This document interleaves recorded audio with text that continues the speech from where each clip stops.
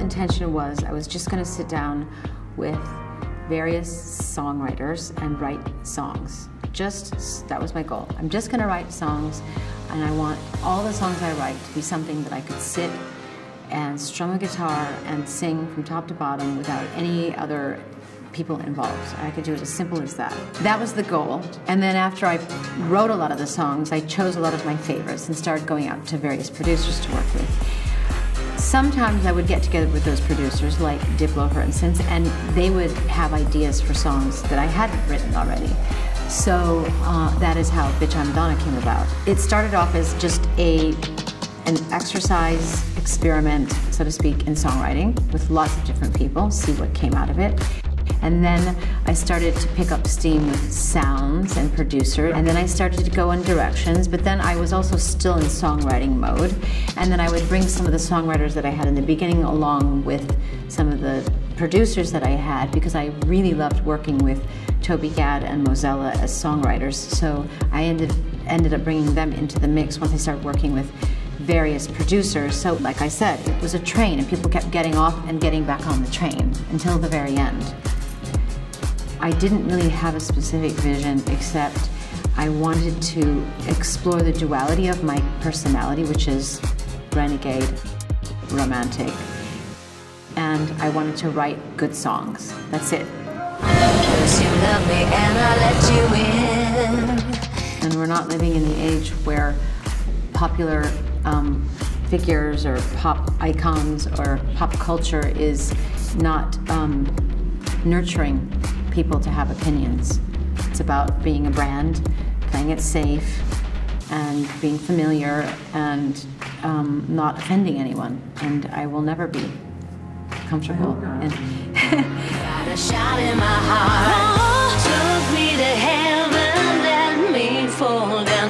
Now that it's over, I'm gonna carry on. Lifted me up and watch me stumble. After the heartache, I'm gonna carry on. If people are looking for something bad, they're gonna find it. And as I think I've stated recently somewhere, people are, we're living in a fundamentalist, literalist society where no one understands the meaning of irony, or no one has a sense of humor.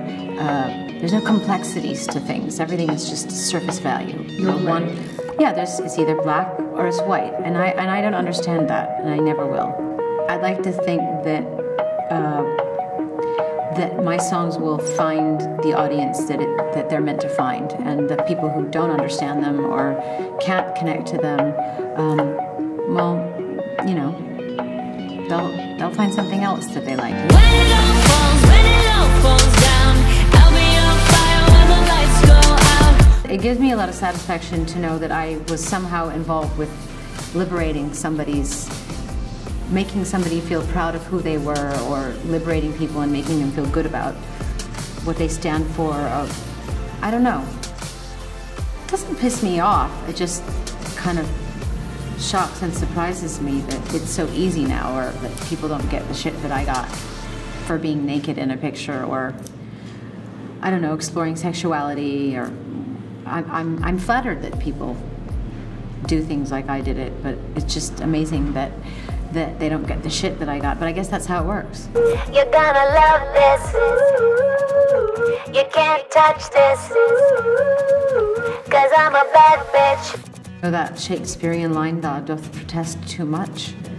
A rebel is someone who protests, who questions convention, who thinks outside the box, and at the end of the day, it's the rebels, like Martin Luther King and Nelson Mandela and Bob Marley and John Lennon.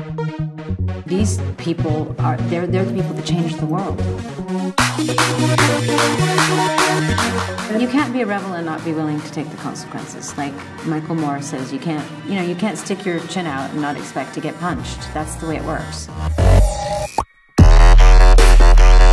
On all my records, I write songs that are revealing about my feelings, but also sometimes I don't like to be so literal or so specific. I like to be more mysterious, so I guess it depends on the mood I'm in. If you're an artist, I don't know any other way except to offer up my heart.